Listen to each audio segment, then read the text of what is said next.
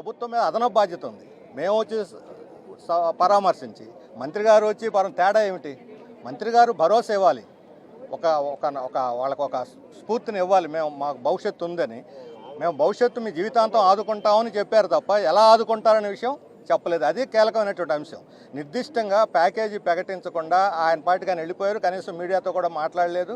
ఇది ఏమాత్రం బాగాలేదు, సంతృప్తికరంగా లేదు. ఇప్పుడైనా సరే ఆయన అక్కడికి హాస్పిటల్కి వెళ్ళి దర్శించిన తర్వాత ఫ్యాక్టరీ గేట్ దగ్గర అయినా సరే పూర్తి స్థాయి ప్యాకేజీని ప్రకటించారు. లోకేష్ గారు ఏది కూడా నిర్దిష్టంగా మాట్లాడలేదు. అంత ముందర స్టీల్ మంత్రి గారు కూడా మేము చర్చించుకుంటాం, అన్నీ పరిశీలిస్తామన్నాడు తప్ప నిర్దిష్టంగా చెప్పలేదు. జరిగింది చాలా ఘోరమైన దుర్ఘటన. చనిపోయిన వారి కుటుంబాలకి సిఐటియు రాష్ట్ర కమిటీ ప్రగాఢ సానుభూతిని తెలియజేస్తోంది. ఈ ప్రమాదానికి కారణం కేంద్ర రాష్ట్ర ప్రభుత్వాల వైఖరి, భద్రత నిర్లక్ష్యం తప్ప మరొకటి కాదు.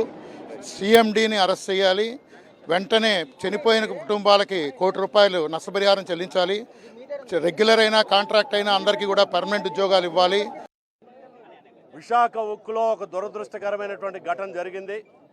8 మంది మరణించారు, ఇప్పుడు ఇంకొకరు మరణించారు అన్నది చెప్తా ఉన్నారు. గతంలో కూడా కరెక్ట్గా 2012లో ఆక్సిజన్ ప్లాంట్ బ్లాస్ట్ ఫర్నెస్ 3 ప్రారంభించినప్పుడు ఆక్సిజన్ ప్లాంట్లో ప్రమాదం జరిగి ఆ ప్రమాదంలో గాయపడినటువంటి వాళ్ళు ఎవ్వరూ కూడా బతకలే, అందరూ మరణించారు. ఈరోజు ఇటీవల మన విశాఖ ప్రాంతంలోని ప్రమాదాలు, పారిశ్రామిక ప్రమాదాలు విపరీతంగా పెరుగుతూ ఉన్నాయి. ఈరోజు ప్రత్యేకించి విశాఖ ఉక్కుకి సంబంధించి దాన్ని పరిరక్షించాలని, దాన్ని ప్రభుత్వ రంగంలో కొనసాగించాలని పెద్ద ఎత్తున ఆందోళన చేసిన ఏదో ప్యాకేజీలు ఇచ్చారు తప్ప ఉక్కులో తీసుకోవాల్సినటువంటి భద్రతా చర్యలు తీసుకోవట్లేదు. దానివలన ఈ ప్రమాదం జరిగింది అన్నది ఈరోజు స్పష్టమైంది. ఎంతమంది ప్రాణాలు బలిగొనేటటువంటి పరిస్థితి ఉండేది కాదు సరైనటువంటి భద్రతా చర్యలు తీసుకుంటే. దానివలన దీనికి బాధ్యులైనటువంటి వారిని గుర్తించాలి, సరైన విచారణ జరిపి వాళ్ళ మీద సీరియస్గా కఠినమైనటువంటి చర్యలు తీసుకోవాలి. అలాగే భద్రతా ప్రమాణాలు, ఉక్కులో భద్రతా ప్రమాణాలు తక్షణమే తీసుకోవాల్సినటువంటి పద్ధతుల్లో అన్నీ దాన్ని పటిష్టం చేయాలని చెప్పని సానుభూతులతో ప్రాణాలు తీసుకురాలేము. మేము అడుగుతున్న చనిపోయిన కుటుంబానికి ₹1 కోటి నష్టపరిహారం చెల్లించండి, వాళ్ళకి పర్మనెంట్ ఉపాధి కల్పించండి. శతగాత్రలే మీరు 10 లక్షలు అన్నారు, వాళ్ళు ఎప్పుడు బాగుపడతారు, ఎప్పుడు మంచం మీద దిగి ఎప్పుడు డ్యూటీలకు వెళ్తారో తెలియదు. కాబట్టి వాళ్ళకి శతగాత్రలకు 50 లక్షలు ప్రకటించండి అని చెప్పి మేము అడుగుతున్నాం. దాని మీద ఏం మాట్లాడరు, మాట్లాడకుండా పరామర్శలు చేసి వెళ్ళిపోతే ఉపయోగం ఏంటండి? కాబట్టి చనిపోయిన కుటుంబాలకి ₹1 కోటి ఇవ్వాలి. గతంలో విశాఖపట్నంలో చిన్న ప్రమాదం జరిగినా ఇచ్చిన అనుభవాలు ఉన్నాయి.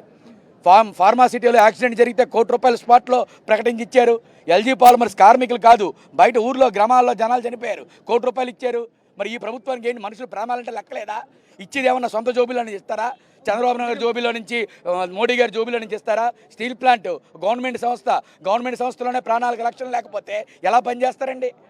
కాబట్టి ప్రజలతో మాట్లాడడానికి ఇష్టపడట్లేదు, కార్మికులతో మాట్లాడడానికి ఇష్టపడట్లేదు. కార్మిక సంఘాలుగా మేము సంవత్సరం నుంచి చెప్తున్నాం, నాణ్యత లేని పరికరాలు వాడుతున్నారు అని మేము లెటర్లు కూడా ఇచ్చాం. ఈ పలానా చోట్ల పలానా విషయాలు మార్చాలి అని చెప్పి ఏమి పట్టించుకోరు. ప్రమాదం జరిగితే వచ్చి మాట్లాడి సానుభూతి తెలిసి వ్యక్తం చేసిపోతే ఎలా కుదురుతుందండి? కాబట్టి చనిపోయిన కుటుంబానికి న్యాయం జరగాలి. అధికారులు ఎన్ని చెప్పినా సరే మాటల వరకు ఉంటాయి, చేతల్లో ఏమీ చూపించట్లేదు. గత అనుభవాలన్నీ ఉన్నాయి. కాబట్టి తక్షణమే వాళ్ళ ₹1 కోటి నష్టపరిహారం చెల్లిస్తూ ఉత్తర్వులు జారీ చేయాలి, పర్మనెంట్ ఉపాధి కల్పించాలి. మరిన్ని అప్డేట్స్ కోసం ఛానల్ను సబ్స్క్రైబ్ చేయండి. నోటిఫికేషన్స్ కోసం బెల్ ఐకాన్ పై క్లిక్ చేయండి.